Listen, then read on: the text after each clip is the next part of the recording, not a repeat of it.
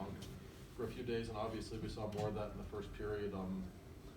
What was it that triggered the turnaround, and what does it just say of the character in that room, maybe, that at the end of a long trip like this, they could roar back the way they did? Yeah, we obviously didn't have the start that we wanted to.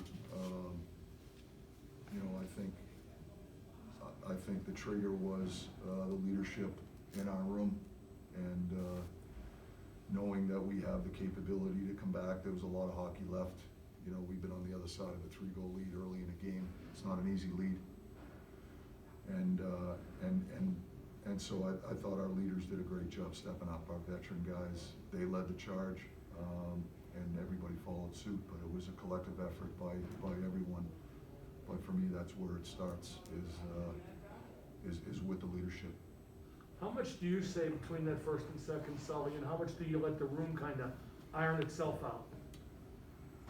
So we had a short conversation, but for the most part, I think the room, we have so much faith in our leadership that there hasn't been too many experiences that they haven't been through, and they know what it takes to win.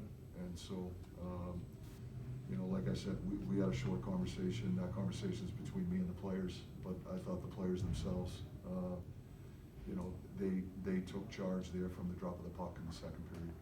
Mike, does the way you guys closed out the game and responded make you feel any differently about this road trip as a whole? Well, I think one of the things we talked about before the game was trying to recapture our identity. We all felt like even though we won a game in San Jose, and we felt like we weren't playing up to the expectation of ourselves. The standard of what it means to be a Pittsburgh Penguin. And so, that was our challenge tonight, was try to recapture our identity, and everyone to a man has a contribution in that. And I thought, I thought the response to a 3-0 lead, which is a difficult circumstance, especially after, 2 games where we didn't feel as though we played the game that we're capable of playing, this game could have went the other way fast. But I think that's where I can't say enough about the leadership inside our dressing room that they were not going to allow that to happen. And I thought the response in the second period was tremendous, and I thought, they obviously carried it through in the third as well. That's a real good hockey team that we beat over there. And for me, I just think my hope is that it gives our team a whole lot of confidence on what our capability is. Whether we're down in games, we have the ability and the firepower to come back. And if something doesn't go our way early in a game, we have to have a certain resolve to our mindset that we just continue to play the game. And when we do that, we're going to give ourselves a chance to win on most nights. Mike, did you maybe get a little more out of Zucker than you might have expected after a long layoff? Well, we knew he was going to play with a lot of energy. He's in his hometown. Yesterday was his birthday.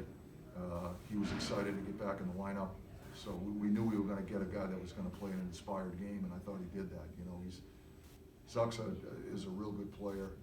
As I said the other day when I was asked about, his overall game this year, and saying that the only thing that hasn't been there in our mind is just a little bit of finish. It hasn't been from a lack of opportunity.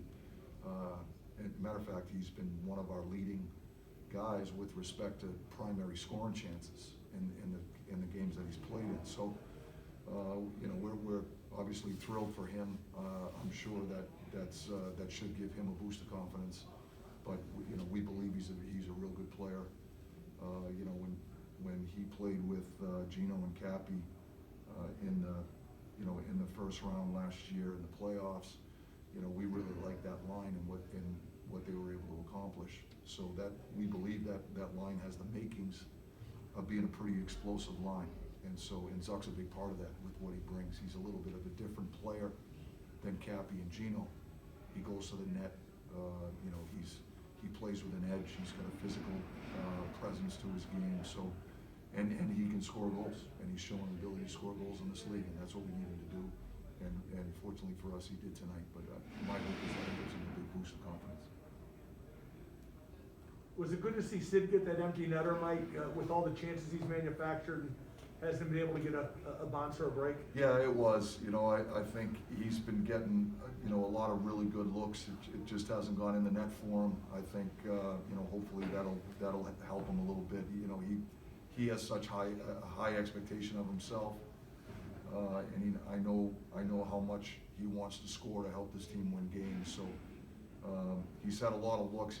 Even in this game tonight, he had a lot of good opportunities to score, and the puck hasn't gone in the net for him. So sometimes that's all it takes, and it can jumpstart a player, and that's just been my experience of dealing with guys, and you know, over the years. So you know, we're hopeful that might jumpstart Sid as well. But like I said, in Sid's case, it hasn't been the same thing. It hasn't been a situation where he's not getting the looks. He is. You know, his line has been pretty good, and his line in particular when he was playing with Jake and Rusty, they produced a lot of offense for us. So, and he's a big part of that. And so hopefully, you know, the puck will start going in the net a little more often for him.